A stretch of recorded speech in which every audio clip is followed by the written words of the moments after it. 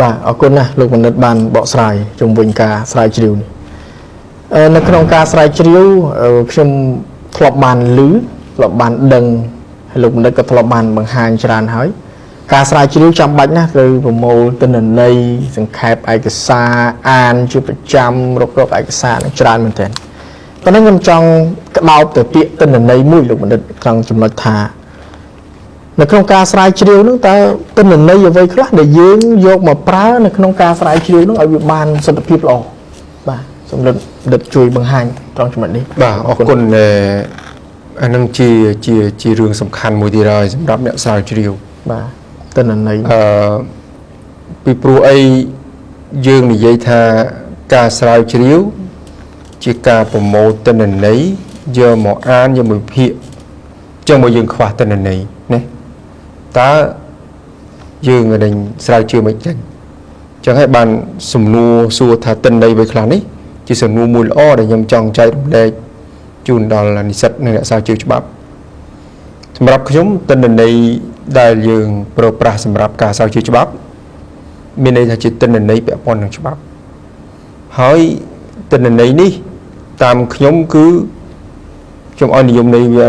ក្នុងលក្ខណៈទូលាយមានន័យថាស្អីក៏ដោយឲ្យតែជាព័ត៌មានពាក់ព័ន្ធជាមួយនឹងប្រធានបទច្បាប់ដែលយើងយកមកសិក្សាស្រាវជ្រាវហ្នឹងហ្នឹងគឺទិន្នន័យណាបាទក្នុងន័យទូលាយហើយវាអាចក្នុងទម្រង់ជាស្អីខ្លះអាចជាសភៅហើយសភៅនឹងវាចែកជាសភៅតាមតសេឡើងដោយអ្នកនិពន្ធតែម្នាក់វាអាចជាសភៅដែលតសេឡើងដោយអ្នកនិពន្ធច្រើនអ្នកដែលគេហៅថាជា edition ណាហើយវាអាចជាអត្ថបទស្រាវជ្រាវអត្ថបទស្រាវជ្រាវនោះវាអាចជាអត្ថបទស្រាវជ្រាវគេបោះពុំដោយឡែកឬក៏ក្នុងលក្ខណៈជាហៅថាទស្សនាវដ្តីស្រាវជ្រាវដែលគេចេញមកក្នុងរយៈពេលមួយឆ្នាំនឹង3ឬក៏4ដងវាអាចជាច្បាប់ហ្នឹងក៏ជាទិន្នន័យដែរវាអាចជាសន្ធិសញ្ញាច្បាប់អន្តរជាតិវាអាចជាសារក្រមរបស់តុលាការវាអាចជារបាយការណ៍អាហ្នឹងទាំងអស់ហ្នឹងសិតតែជាទិន្នន័យនៃការ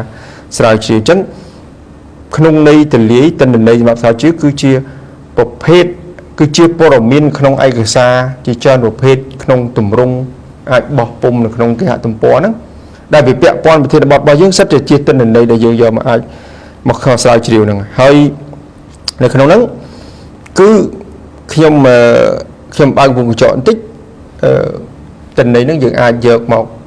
ចែកជាពីរដែលលោកវិជ្ជាអាចសួរខ្ញុំបន្តទៀតហើយខ្ញុំមិនទាន់ឆ្លើយទេគាត់ថាខ្ញុំបង្ហាញសិនថាវាអាចមានជា primary data ហើយនិង secondary data បាទប៉ុន្តែមុននឹងយើងពិភាក្សាហ្នឹងខ្ញុំចង់បើកវងកញ្ចក់បន្តិចអាចសួរខ្ញុំថាបើឯកសារវាច្រើនអញ្ចឹងទិន្នន័យច្រើនអញ្ចឹងតែយើងអានមួយណាចោលមួយណាបាទហ្នឹងសំខាន់ណាស់ហ្នឹងសំខាន់ព្រោះធម្មតាការស្រាវជ្រាវវិជោគជ័យវាត្រូវការអ្នកនឹងមានជំនាញស្រាវជ្រាវវាត្រូវការខិតខំប៉ុន្តែទន្ទឹមហ្នឹងក៏វាពាក់ព័ន្ធជាមួយនឹងគេហៅថាការធ្វើការស្រាវជ្រាវដោយភាពវៃឆ្លាតដែរហើយបើសិនឯកសារច្រើនយើងរើសឯកសារហ្នឹងមកមិនចំហើយបានចំហើយឯកសារច្រើនណាហើយយើងរើសអាណាមួយមកអានមុនអានក្រោយតែអានខុសពេលខាត់ពេលវេលាទៀតបាទអញ្ចឹងបានបូកខ្ញុំថាខ្ញុំស្នើថាអាការអានហ្នឹងវាទី1វាអានដើម្បីយកមកទៅសេស្រាវជ្រាវប៉ុន្តែអានមួយទៀតអានដើម្បីឲ្យយើងដឹងអំពីប្រធានបទណាមួយដែលយើងគួរមកសិក្សាស្រាវជ្រាវហើយបុគ្គលនេះហ្នឹងខ្ញុំថាដំបូងផុតអានដើម្បីរកប្រធានបទដល់បញ្ហាច្បាប់ការស្រាវជ្រាវគួរអានអត្ថបទស្រាវជ្រាវខ្លីៗពីព្រោះអត្ថបទស្រាវជ្រាវដែលគេយកមកបោះពុំមួយឆ្នាំ4ដងហ្នឹងគឺគេធ្វើជាប្រចាំឆ្នាំអញ្ចឹងវាទាន់សម័យវាមានបច្ចុប្បន្នភាពណាហើយអត្ថបទហ្នឹងគេទៅសេហ្នឹងជុំវិញអាច10ទៅ20ទំព័រជួនកាសចំនឹងប្រធានបទពាក់ព័ន្ធប្រធានបទដែលយើងកំពុងសិក្សាស្រាវជ្រាវហ្នឹងវាកាន់តែស្រួលអានទៀតវាអខ្ជិលប៉ុន្តែសភៅខ្លះជួនកាលសភៅហ្នឹងវាពាក់ព័ន្ធយើងមែនឧទាហរណ៍ឥឡូវខ្ញុំចង់សិក្សាពីរឿងអីមួយសភៅហ្នឹងវាពាក់ព័ន្ធមែនប៉ុន្តែសភៅហ្នឹងជួនកាស500ទំព័រច្រើនណា500ទំព័រហើយទ តម្រាំតគេបានបោះពុំអាហ្នឹង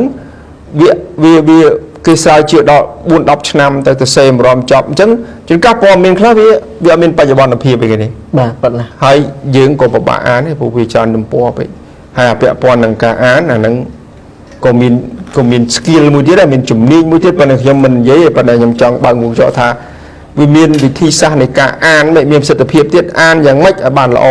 អាហ្នឹងអាច search នៅក្នុងគួយហទំព័រទៅដើម្បីជាមគ្គុទ្ទេសក៍មួយដើម្បីដឹងថាតើការអានយ៉ាងម៉េចព្រោះហើយអាហ្នឹងវាមិនមែន topic ដែលយើងទៅនិយាយទេបាទ